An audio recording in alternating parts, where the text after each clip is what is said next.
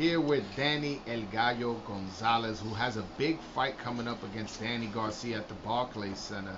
First of all, congratulations on getting the fight. I know you for over like Yeah, 10 years. too many years. Yeah, man, Yeah, yeah. and to see you getting this opportunity is exciting, man. How did you feel when you got the call that you were getting the fight?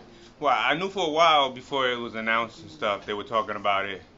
I actually wasn't even like thinking it was gonna happen and shit. I said they're probably gonna be pulling out or something, but then it ended up happening. Everything's locked in. I was just excited. You can't beat kind of a story like this, just like a hardworking kid fighting the main event, Barclays Center. I've been in the Barclays before. I was co-main event.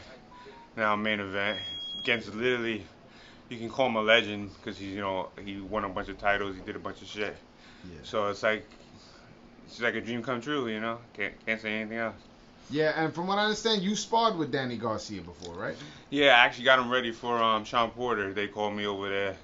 They took care of me, paid me weekly. It was real good with me. Danny Garcia was showing me stuff, teaching me moves, talking to me. It was a good experience. It's just funny we fighting now.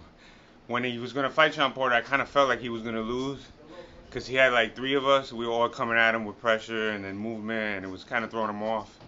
So I was kind of thinking he was gonna lose, and it's funny he did. And now he's fighting me, which is kind of crazy. So through that sparring, did you feel like, all right, I could beat this guy? Did you feel that? Yeah, yeah. Well, back then I was a different guy than I am today, so he was definitely way more experienced than me, and like he would plant tricks and things like that.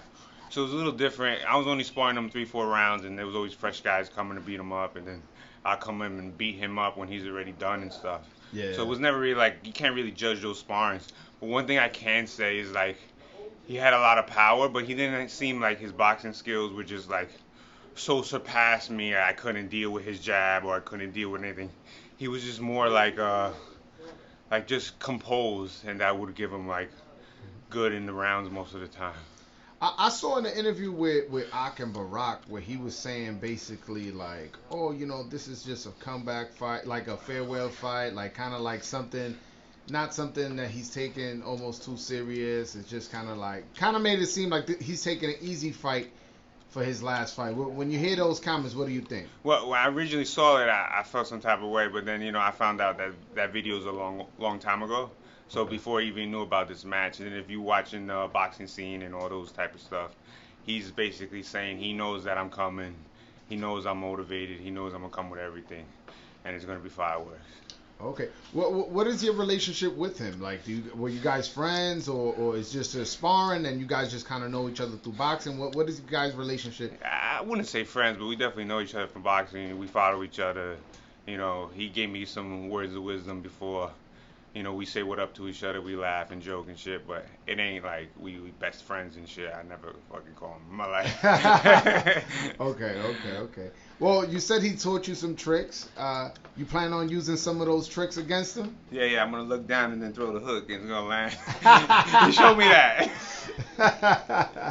Well, all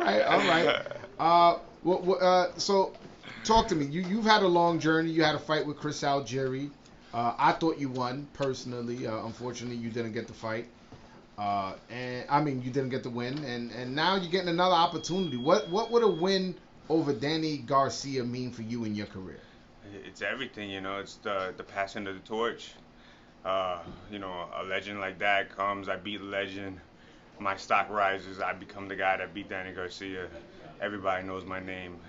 Be there forever, because you're beating one of the best. And, you look at who Danny Garcia lost to: Lara, Spence, Sean Porter, Keith Thurman, all legends. So I'll be a fifth legend that beat Danny Garcia, And the stock will rise, big fights will come.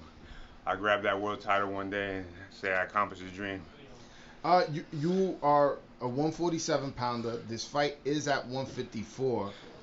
We know that once you go to 47 to 54, you use 10-ounce gloves. This is also not your weight class. How do you think that's going to affect you in the fight? Nah, I don't think that's nothing. I cut weight to make 47. I'll cut weight to make 54. I'm a big dude. I feel like size-wise, not much. He's not much of a 54, really, to be honest. It's not like he's some giant 54 like some old school guy that's like giant comes in 180. He's probably gonna come in 160, 150 something. I'll be doing the same. It'd be about the same shit. Okay. Well, thank you for your time. What can you give me a prediction of the fight? I'm gonna outclass Danny Garcia. Okay. That's it. All right. Well, thank you so much for your time, Danny. All right, no problem. Good Thank luck. you. All right.